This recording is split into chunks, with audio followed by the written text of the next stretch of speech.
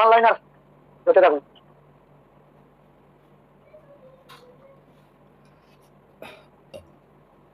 Law of ট্রাইকোটমি বলতে পারবে? কি হ্যাঁ, এটা? ওই যে কোনো তিনটে নাম্বারের মধ্যে দুটো নাম্বারের যোগফল অন্যটার থেকে বেশি। সে যে কোনো তিনটে রিয়েল নাম্বারের হচ্ছে যে হয় গ্রেটার দেন হবে নাহলে ইকুয়াল টু নাহলে লেস দেন হবে। আমরা যদি যে কোনো তিনটে রিয়েল নাম্বার নিই, লেট এ বি সি, তাহলে কি হতে পারে? হয় যে কোনো দুটো বললাম, তিনটে চলে, তাহলে এ ইকুয়াল টু বি হতে পারে এক নম্বর কেস।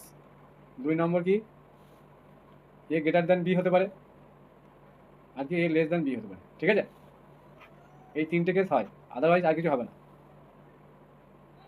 এটা কি ল অফ ট্রাইকোটমি বলে।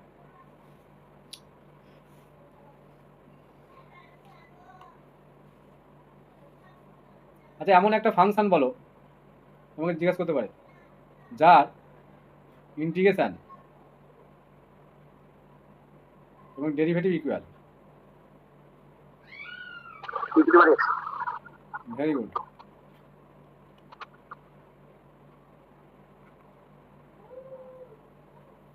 তাহলে এই ফাংশনটা হচ্ছে ই টু দি পাওয়ার এক্স। আচ্ছা, এটা কি ধরনের function go E to the power extra? Increasing function. when x strictly greater than monotone increasing function. 0, x greater than 0 হলে ইনক্রিজিং, আর লেস দ্যান 0 হলে আবার ডিক্রিজিং হয়ে যাবে।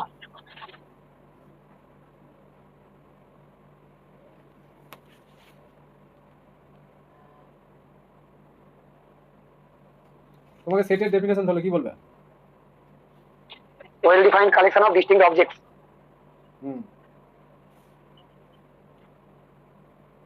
আচ্ছা, এইভাবে বলা যায়, set is a collection of well defined object.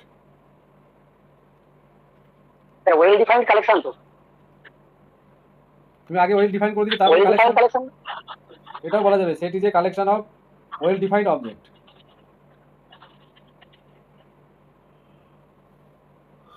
ঠিক আছে, ওয়েল ডিফাইন করা হচ্ছে, সেখান থেকে কালেকশনটা নেওয়া হচ্ছে।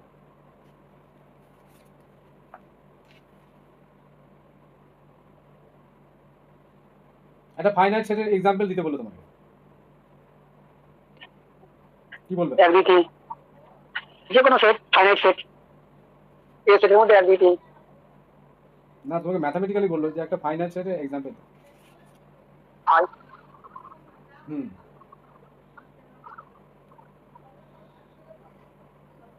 আর infinite set example N N natural number, U আর জে রিয়েল নাম্বার হবে। সবই ইনফাইনাইট। হুম, জেড হবে ন্যাচারাল নাম্বার, হবে রেশনাল ইরেশনাল।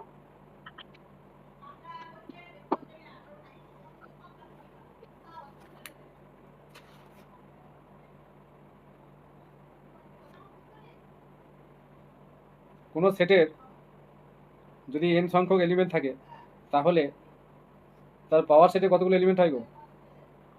বুঝতে পারেন?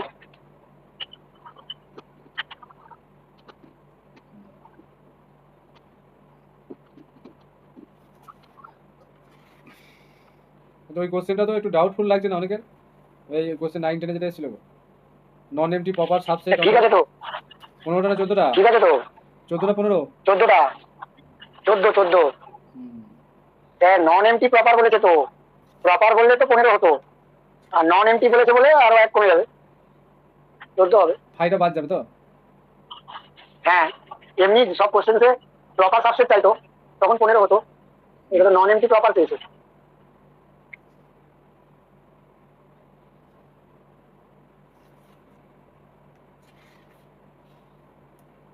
স্যার 14টা হবে? হ্যাঁ, নন এন্টি প্রপার সাবসেট বলে নিজের সেটটাও তো বাদ যাবে, নিজেদের সেট। সেলফটা। হ্যাঁ, সেলফটাও তো একটা সেট। ওই জন্য দুটো 14টা হবে। হ্যাঁ, 14টা ঠিক। দুটো বাদ যাবে। প্রপার বললে দুটো বাদ যাবে, নন এমটির জন্য একটা, প্রপারের জন্য সেলফটা বাদ যাবে।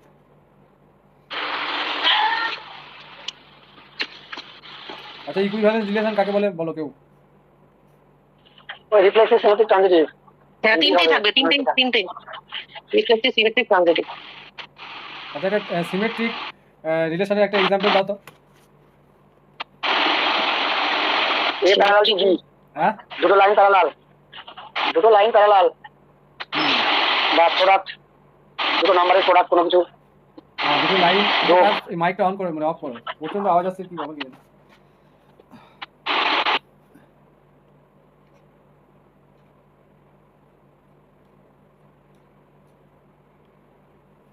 আর একটা রিফ্লেক্সিভ এক্সাম্পল,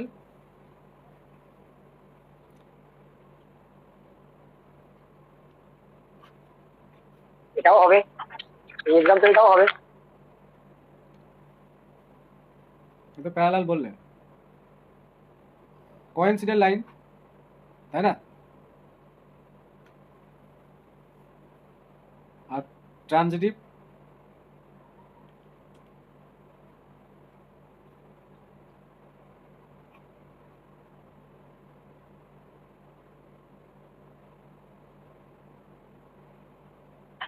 প্রথম এক্সাম্পলটা হবে, হ্যাঁ আচ্ছা দুটো প্যারালাল লাইন, এক্সাম্পলটা হবে। দুটো লাইন পারপেন্ডিকুলার হলে এটা কি ধরনের রিলেশন হয়? এটা এটা হচ্ছে ট্রানজিটিভ হয়। ট্রানজিটিভ হবে? দুটো হবে লাইন না, হবে না, পারপেন্ডিকুলার, প্যারালাল হয়ে যাবে। একটা করে প্যারালাল, আবার প্যারালাল হয়ে যাবে প্রথমটার সঙ্গে, হ্যাঁ হবে না। এরকম প্যারালাল চলে আসছে, এর সঙ্গে এটা প্যারালাল চলে আসছে, তাহলে এটা L3 নাম দিলাম। তাহলে L1 এর সঙ্গে L2 পারপেন্ডিকুলার, আর L2 এর সঙ্গে L3 পারপেন্ডিকুলার, তাহলে এই L3 এর সঙ্গে আবার দেখো L1 টা প্যারালাল হয়ে যাচ্ছে, তাহলে এটা পারপেন্ডিকুলার রিলেশন কি ট্রানজিটিভ হবে না। তাহলে একটা ট্রানজিটিভ রিলেশন উদাহরণ দাও।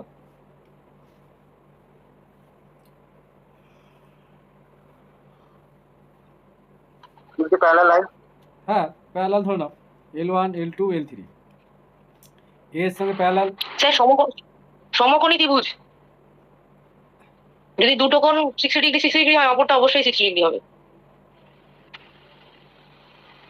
এই কনগ্রুয়েন্ট রিলেশন সমকোণের দুটো কোণ 60 ডিগ্রি হবে কি করে?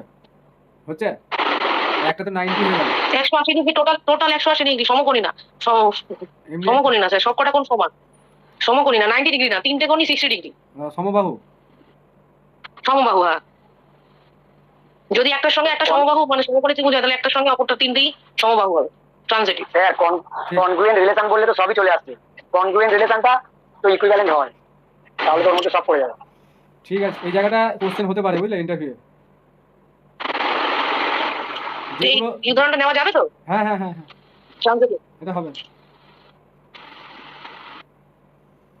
যারা অনলি ট্রানজিটিভ তখন একটু টাফ হয়ে যাবে, মানে রিফ্লেক্সিভ সিমেট্রিক কিছুই হবে না, অনলি ট্রানজিটিভ।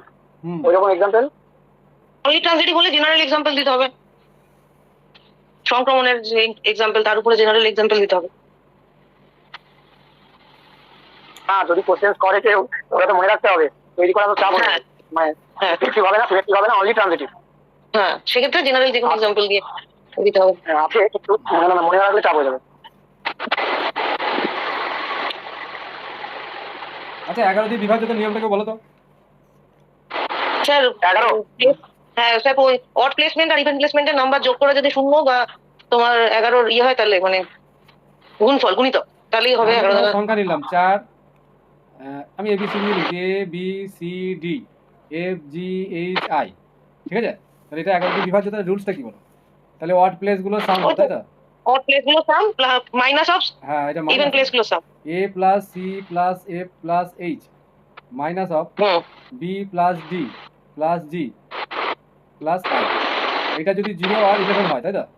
বা 11 হ্যাঁ 11 গুণিতক, হ্যাঁ বা মাল্টিপল যদি হয়, 11 হ্যাঁ 0টা হতে পারে বা এটা 0 বা 11 এর মাল্টিপল।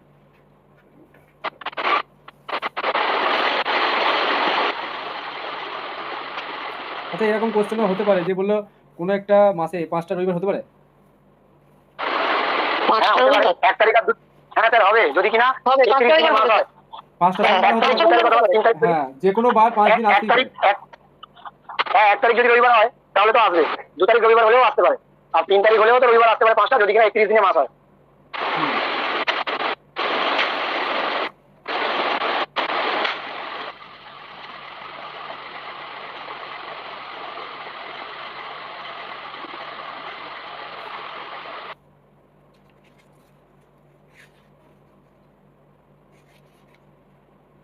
ফাংশন কাকে বলে বলো তো,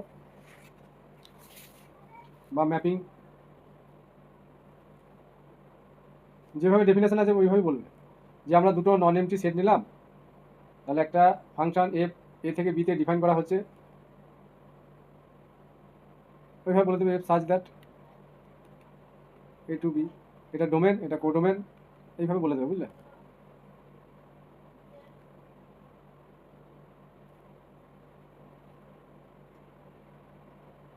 আচ্ছা, রিলেশন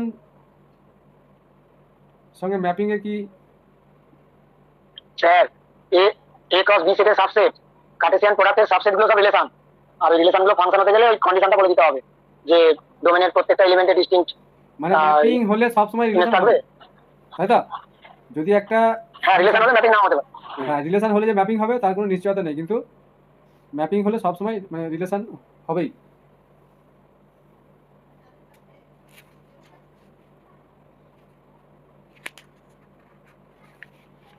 ম্যাপিং কয় প্রকার গো? অনেক প্রকার আছে। ওয়ান ওয়ান প্রধানত তোমার বলবে 3 প্রকার হয়, 1-1 হলো একটা, 1-2 একটা, 1-1-1-2। এছাড়া বাকি যেগুলো আছে, বাইজেক্টিভ হলে হ্যাঁ বাইজেক্টিভ, আর মিনি ওয়ান আর ইনটুটা বলতে হবে। হ্যাঁ বাইজেক্টিভ তখনই হবে যখন 1-1, তাহলে 3 প্রকার বলবো, হ্যাঁ 1-2, অন টু আর ইনটু। হ্যাঁ। এবার ইনজেক্টিভ, বাইজেক্টিভ, এই সাবজেক্টিভ।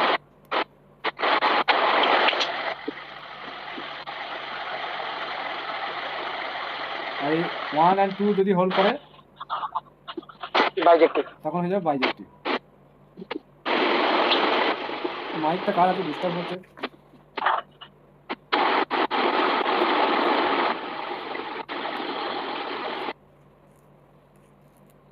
আচ্ছা বলো, ইনভার্সটা কি ম্যাপিং? হ্যাঁ ম্যাপিং, হ্যাঁ ইনভার্স ম্যাপিং, ম্যাপিং। কোডোমেন আর ডোমেন ইন্টারচেঞ্জ হয়ে যায়।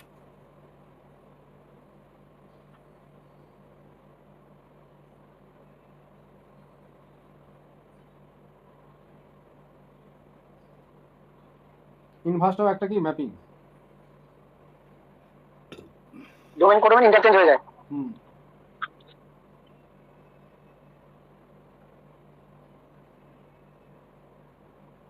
তোমাকে বোর্ডে হয়তো বললো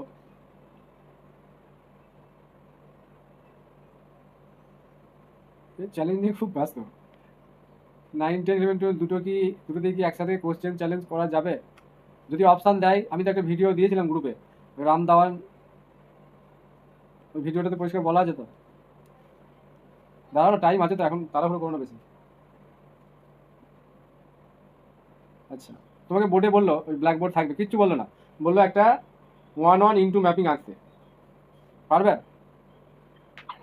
1-1 আর 1-1 ইন্টু আর কি 1-1 1-1 ইনটু, মানে 1-1 হবে ইন্টু এরকম একটা ম্যাপিং বললে বোর্ডে গিয়ে এঁকে দিয়েছো। হ্যাঁ তৈরি করা যাবে, মানে 1-2 হবে না, 1-1 হবে, 1-2 হবে না। 1-1 ইন্টু, হ্যাঁ মানে 1-2টা হবে না, তার মানে 1 2 3 1 2 3 4 নিলাম, দেখো একটা বাদ রয়ে গেল। যদি কোডোমেনে ফাঁকা থাকে তাহলে কি হয়ে যায়? ইন্টু,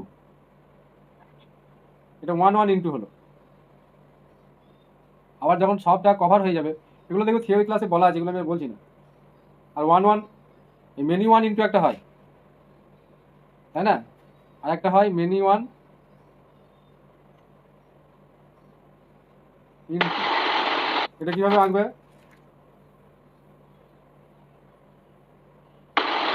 স্কোয়ারের ক্ষেত্রে হবে, দেখো আমি আঁকার জায়গাটা বলি, আমি এইভাবে আঁকছি।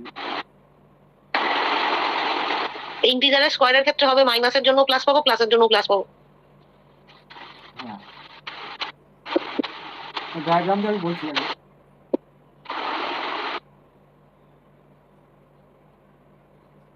ঠিক আছে, 1 আর 2 তে গেল এতে, 3 গেল বিতে, আর একটা ধরো এখানে ডি ফাঁকা আছে, তাহলে মেনি হলো, এই যে দুটো এলিমেন্ট এক জায়গায় যাচ্ছে, ঠিক আছে, এটা মেনি 1 ইন্টু, এটা হচ্ছে মেনি 1 ইন্টু।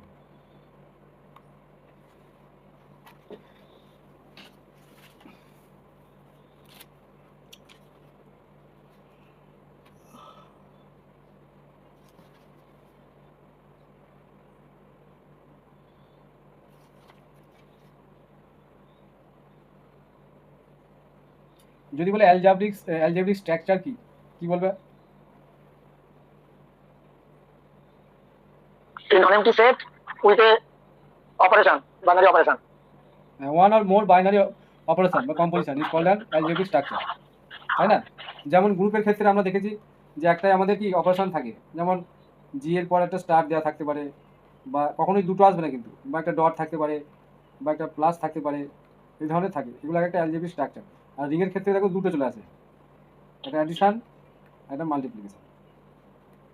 তাহলে one or more than operation বা বাইনারি কম্পোজিশন, মানে একটা নন এমটি সেটে যদি আমরা দেখি ফিট করে with one or more binary fit করতে হবে কিন্তু, ঠিক আছে? নন এমটি সেটটাকে তো আমাদের পেতে হবে, সেটাকে বলছে মানে ওটা যদি ফিটেড হয় তখনই আমরা এই binary one or more than binary composition নিলে সেটাকে আমরা অ্যালজেব্রিক স্ট্রাকচার বলবো। এগুলো সবই অ্যালজেব্রিক স্ট্রাকচার। যেমন আমি আবার জেড প্লাস নিতে পারি, জেড ডট নিতে পারি, সব অ্যালজেব্রিক স্ট্রাকচার।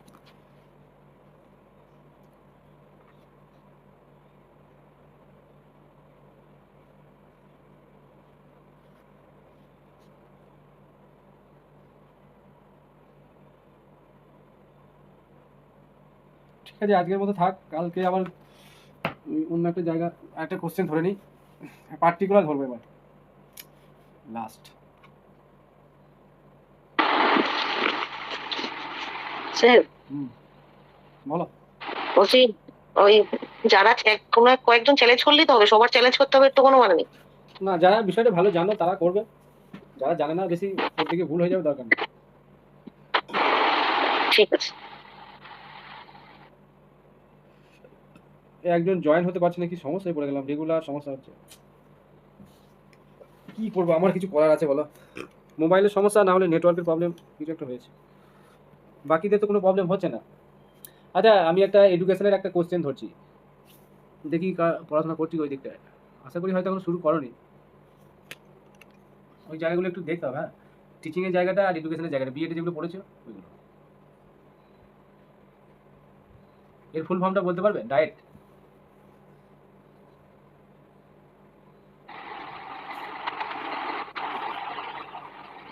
এগুলো একটু একটু দেখতে হবে। মনে নেই স্যার।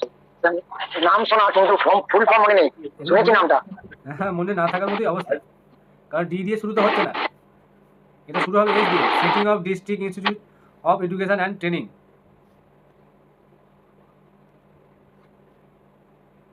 আমি এই রেগুলার এই একটা দুটো করে বলবো, হ্যাঁ, একবারে বেশি দিলে মনে রাখতে পারবে না। ডিস্ট্রিক্ট ইনস্টিটিউট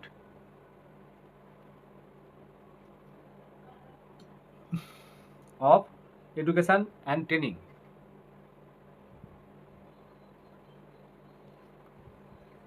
যারা টেট দেবে তাদেরও কাজে লেগে যাবে। এডুকেশন অ্যান্ড ট্রেনিং, এইটুকুই, setting of district institutes of education and training.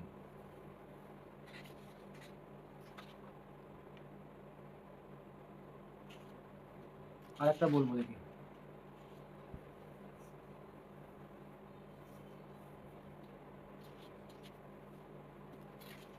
টিচিংয়ে কটা স্টেজ হয় জানো? 3টে stage, pre active phase, interactive phase, post active phase. এগুলো একটু দেখবে, মেন মেন জায়গাগুলো বেশি ডিটেলসে ঢোকার দরকার নেই, উপর উপর দেখে যাবে।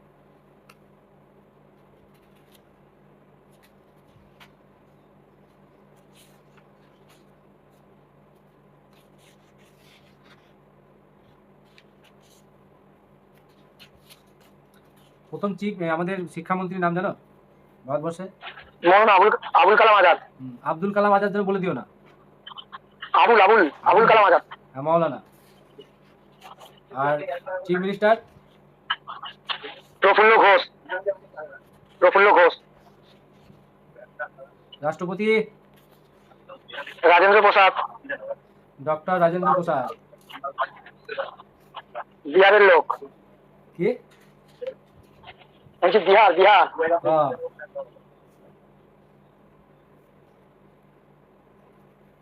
আচ্ছা, তোমাকে এরকম কোশ্চেন তো হতে পারে যে তুমি, এটা ইন জেনারেল হয়, সবার ক্ষেত্রেই কোশ্চেনটা হতে পারে যে তুমি এই প্রফেশনে আসতে চাইছো কেন। এটা কিন্তু মানে এতটাই গুরুত্বপূর্ণ এই কোশ্চেনটা সবার ক্ষেত্রে, যে তুমি টিচিং প্রফেশনে কেন আসতে চাইছো,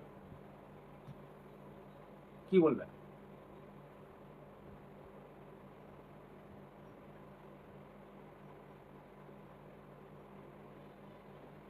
এই প্রশ্নটার উত্তর ভালো করে তৈরি করবে। এই কোশ্চেনটা কিন্তু কমন কোশ্চেন সবার ক্ষেত্রেই।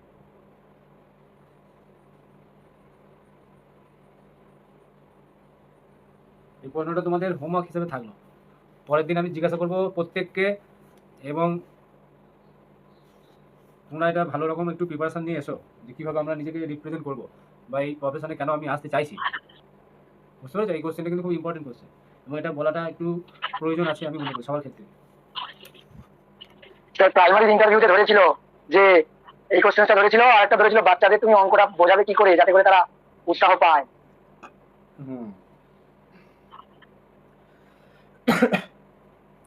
ঠিক আছে, একটু পড়াশোনা এবার করতে হবে, বুঝলে? একবারে এই কদিন একটু রেস্ট পেলে, পরীক্ষা তো 1 সপ্তাহ হয়ে গেছে অলরেডি, তাই না? আগে হয়ে গেছে। এবার একটু বই টইগুলো খুলে একটু নিজেদের ঘষা মাজা করো, এই জায়গাগুলো একটু নিজেদেরকে গুছিয়ে নিতে হবে। এতদিন পড়াশোনাটা এক্সাম মানে রিলেটেড হয়েছে, এবার কিন্তু নিজেকে রিপ্রেজেন্ট করতে হবে, এবং স্বচ্ছতা সব জায়গাটায় মোটামুটি রাখতে হবে, যে আমাকে কীভাবে আমি রিপ্রেজেন্ট করবো, বা আমি কতটা নিজেকে ইমপ্রুভমেন্ট করলাম। হ্যাঁ, রিটেনের সঙ্গে এটাই ওরালের ডিফারেন্স, বুঝলে? চলো।